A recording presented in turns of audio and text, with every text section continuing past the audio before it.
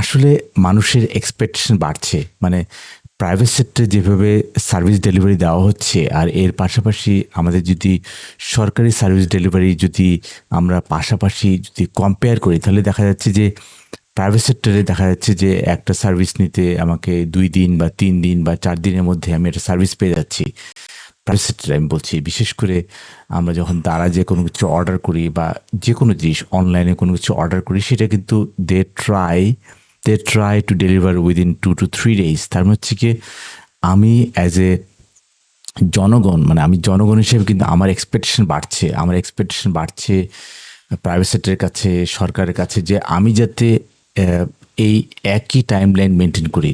At least একই timeline maintain না করলেও কাছাকাছি টাইমলাইন মেনটেন করি। আমি যদি এভাবে বলি যে না, আমার যেখানে প্রাইভেট সেক্টরে 2 দিন বা 3 দিনের মধ্যে আমি একটা সার্ভিস পাচ্ছি, সেখানে আমি যদি একই জিনিস আমি সরকার থেকে যদি আমি চাই, তাহলে অ্যাটলিস্ট সরকার আমাকে 7 দিনের সার্ভিসটা দেওয়া হোক, বা 7 দিনে আমি সার্ভিসটা পেতে পারি।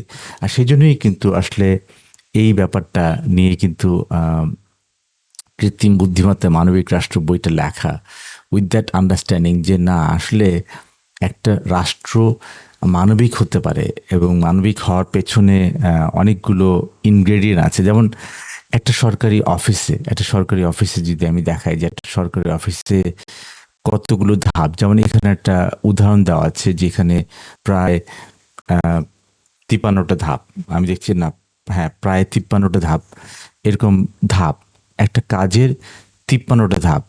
তো এই 53টা ধাপ যদি আমি কাজ করতে চাই, আর সেখানে এখনকার বর্তমান যে অটোমেশন এবং বর্তমান প্রসেস ফ্লো, সেখান থেকে সরকার থেকে কিন্তু তারা বলছে না না, এই 53 ধাপ এটা কিন্তু 7 ধাপে করা সম্ভব।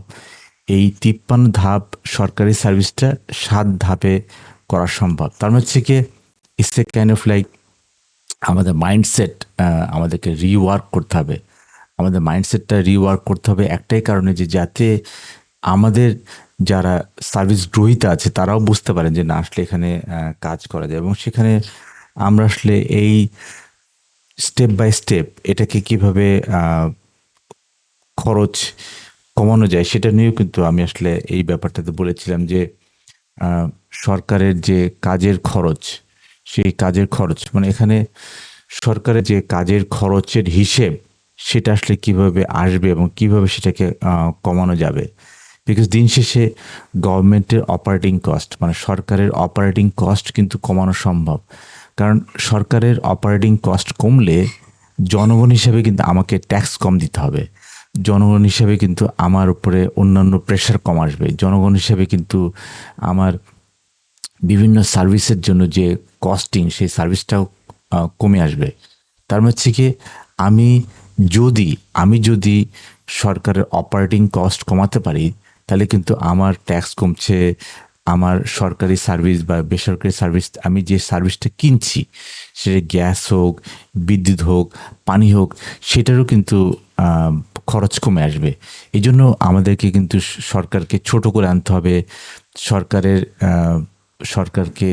সরকারের অপারেটিং কস্ট কমাতে হবে। সেই জন্যই কিন্তু আমি এই বইটা লিখেছিলাম যে কিভাবে একটা সরকার একটা লেভেলে দেশকে অপটিমাইজ করতে পারে, এবং অপটিমাইজ করার একটা লেভেলে সরকার সার্ভিসটা প্রপারলি ডেলিভারি করতে পারে।